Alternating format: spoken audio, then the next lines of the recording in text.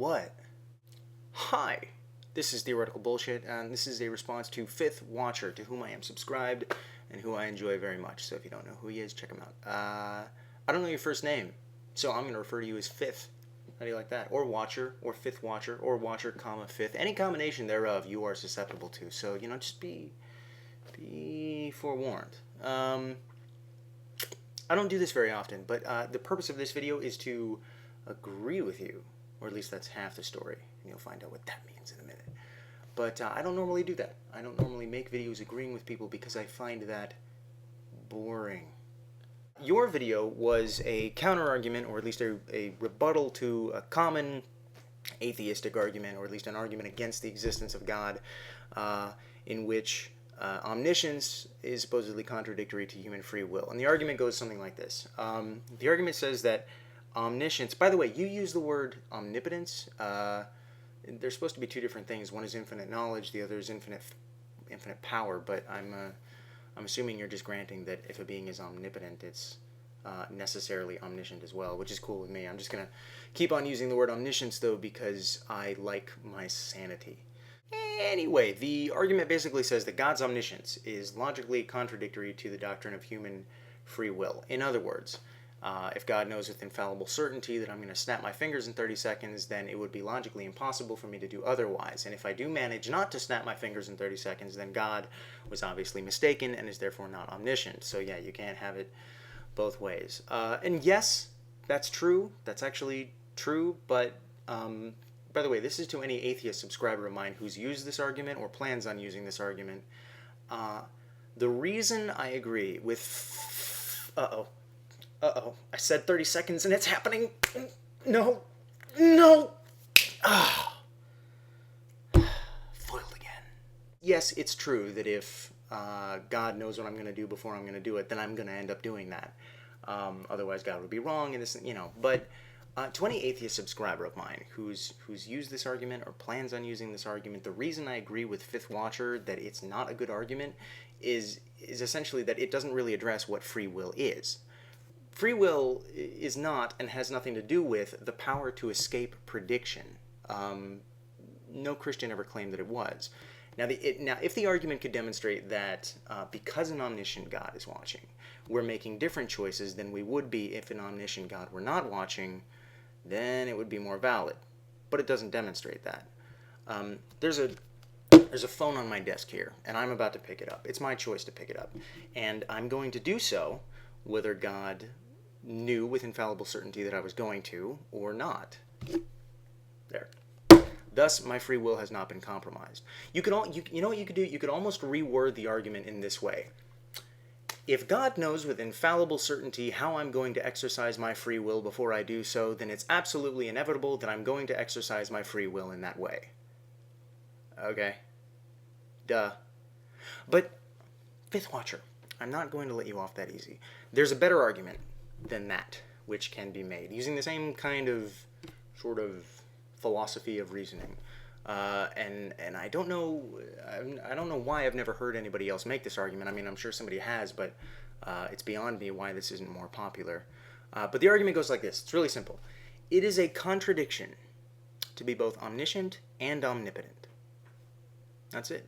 Infinite knowledge contradicts infinite power. And here's why. If God knows with infallible certainty that he is going to part the Red Sea before he does it, then it is impossible for God not to part the Red Sea. And God, therefore, is not omnipotent. There's something he can't do. In fact, there would be an infinite amount of things that he can't do. And if God somehow, on the other hand, managed not to part the Red Sea, then he was previously mistaken in thinking that he would do so and is therefore not omniscient. God can be either omniscient or omnipotent, but not both simultaneously.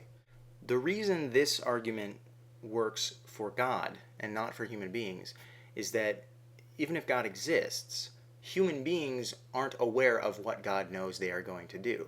But God, being omniscient, would.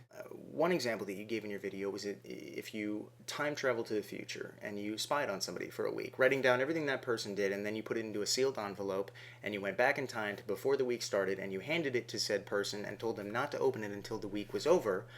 When they did open it, they would obviously find that every single thing you wrote was spot on. Still wouldn't mean that they didn't invoke their freedom of choice.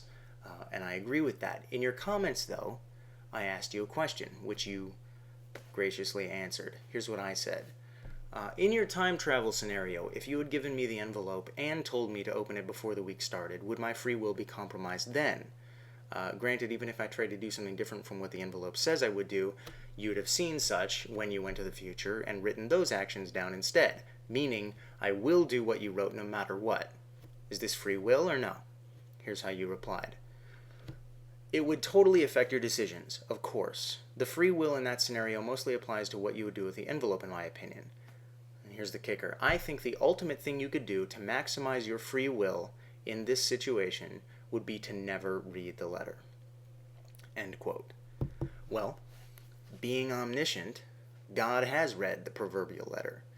And therefore, God's free will, according to your own reasoning, is not maximized. And if his free will is not maximized, then his power is not maximized, since a being with infinite power undoubtedly has an infinitely free will. And if God's power is not maximized, then God does not have infinite power and is thus not omnipotent. As a matter of fact, God's infallible knowledge, which sets in stone every single thing God does before he does it, not only makes God not omnipotent, it makes God impotent. Get your head out of the gutter, perv. I mean powerless. God would be the most controlled, least free being in existence. Now, your first impulse may be to argue that it doesn't matter if God can't do anything other than what he knows he's going to do, because he doesn't want to do anything other than what he knows he's going to do. To which I would reply, so? This reminds me of a woman I once knew who actually claimed to have magic powers. Seriously. She was a self-proclaimed shaman and energy worker. We've all run into somebody like this, but she was on the extreme end.